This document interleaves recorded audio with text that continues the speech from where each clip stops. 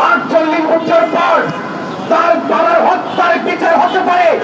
আমাদের ভাই বোনদের যে শেখ হাসিনার নির্দেশে হত্যা করা হয়েছে, সেই হত্যার বিচার এই বাংলার বুকে হবে। এই যে শেখ হাসিনা 17 বছর ক্ষমতা থাকা অবস্থায় আমাদের অনেক মা বোনদেরকে খুন করেছে, রাজনীতিবিদদেরকে খুন করেছে। ওই খুনের বিচার এই বাংলার জমিনে শেখ হাসিনাকে আমরা করতে সক্ষম হব।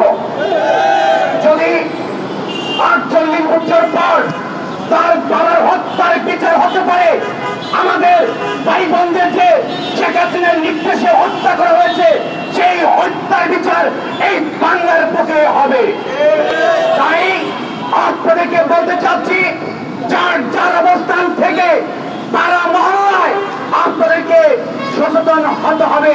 কারণ একটা স্বৈরাচারের হাত থেকে বাংলাদেশকে রক্ষা করেছি অনেক রক্তের বিনিময়, অনেক প্রাণের বিনিময়, 36 দিনের রক্তের বিনিময় দ্বিতীয় বাংলাদেশে স্বাধীন হয়েছে। এখন আমরা দেখতে পাচ্ছি বিভিন্ন জেলায় কারাজানি নিশিরাতে দোকানপাট লুটপাট করছে, বাসা বাড়িতে লুটপাট করছে, জায়গা জমি দখল করছে। যারা এগুলো করছে তাদেরকে আমরা আইনের আওতায় শাস্তির ব্যবস্থা করব।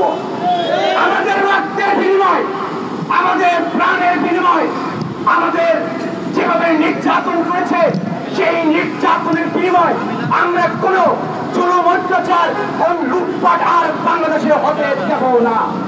তাই গণঅধিকার পরিষদ আগামীর বাংলাদেশ, গণঅধিকার পরিষদে আগামীর বাংলাদেশকে নেতৃত্ব দিবে। আমরা নতুন একটা স্বাধীন বাংলাদেশ পেয়েছি। সেই স্বাধীন বাংলাদেশ পাওয়ার পিছনে অনেকের ত্যাগ ছিল, অনেকের প্রতিজ্ঞা ছিল, যারা জীবন দিয়েছিল তাদেরকে আমি শ্রদ্ধাভরে স্মরণ করছি। ভাইয়ের আমার, একটা জিনিস মনে রাখবেন, এই জুলাইয়ের বিপ্লবে বাংলাদেশ আওয়ামী লীগ বর্ষক বাংলাদেশের জনতা যুক্ত ছিল। যুদ্ধে যে দল হয়ে যায়, সেই দল ওই দেশে আর কখনো রাজনীতি করার সুযোগ পায় না। যেহেতু যুদ্ধে হয়ে গেছে, আওয়ামী লীগ কখনো এই বাংলার জমিনে আগামী দিনে রাজনীতি করার যে সেই অধিকার তারা হারিয়ে ফেলছে। আমরা এখন দেখতে পাচ্ছি সেই আওয়ামী লীগকে আবার পুনর্বাসন করানোর চেষ্টা করছে। তাদের উদ্দেশ্যে আমরা বলতে চাই, আওয়ামী লীগ ঐতিহ্যবাহী দল ছিল, সেই কারণে বাংলার মানুষ তাদেরকে অনেকবার ক্ষমতায় নিয়েছিল।